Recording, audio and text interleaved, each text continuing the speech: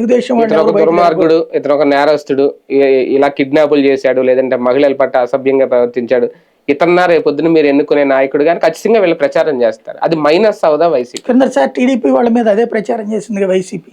Minus అయింది, plus అయింది. అది ఆ చెన్నాయుడు గురించి ఎస్ఐ కుంభకోణం ఓపెన్గా చూపించింది, మడ్డల గురించి రవీంద్ర గురించి చూపించింది, అట్లాగే ప్రతి ఒక్కరి గురించి చూపించింది కదా. ప్రజలు ఏమనుకున్నారు?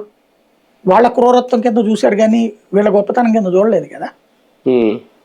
ప్రజలు అలాగనుకుని ఉంటే కనుక ఇప్పుడు జగన్మోహన్ రెడ్డి మీద అన్ని కేసులు పెట్టారు. మరి జీవితంలో ఎన్నిక కాకూడదని కదా వీళ్ళు పెట్టించిన కేసులు. మరి జగన్ ముఖ్యమంత్రి అయ్యాడు, ఒకసారి ప్రతిపక్ష నాయకుడు అయ్యాడు, ఇప్పటికీ 40% ఓట్ బ్యాంక్ ఉన్నాడు అయ్యాడు. లేదు చంద్రబాబు నాయుడునే కేసు పెట్టి అరెస్ట్ చేసి జైల్లో పెట్టారు, ఏమైంది? పవన్ కళ్యాణ్ మీద 8 కేసులు 9 కేసులు పెట్టారు, ఏమైంది? వాళ్ళు అట్టంటోళ్ళు అనుకున్నారు జనం. జనానికి బేసిక్గా ఒకటి పార్టీ విధానం, ప్రభుత్వ విధానం. ప్రభుత్వం ఇచ్చిన మాట నిలబెట్టుకుందా లేదా, నెంబర్ 1. రెండవది ఈ విచ్చలవిడితనం. ఈ విచ్చలవిడితనాన్ని సమర్థించడానికి ఇప్పుడు ఫర్ ఎగ్జాంపుల్ ఇసుకదే ఉంది. ఇప్పుడు దీంట్లో ఇసుక గొడవే అనుకుందాం. ఇసుక చాలా బాగుంది, మా దగ్గర అసలు ఏ ప్రాబ్లం లేదని ఏ ఊర్లోనన్నా ఎవడన్నా చెప్పగలరా?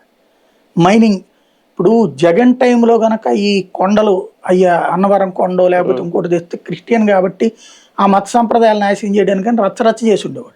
ఇవాళ వీళ్ళ ఎదురుగుండా కళ్ళ ఎదురుగుండా జరుగుతుంది. సింహాచలం కొండ తవ్వేసి, అన్నవరం కొండ తవ్వేసి, అన్నమయ్య కొండ తవ్వేస్తుండే.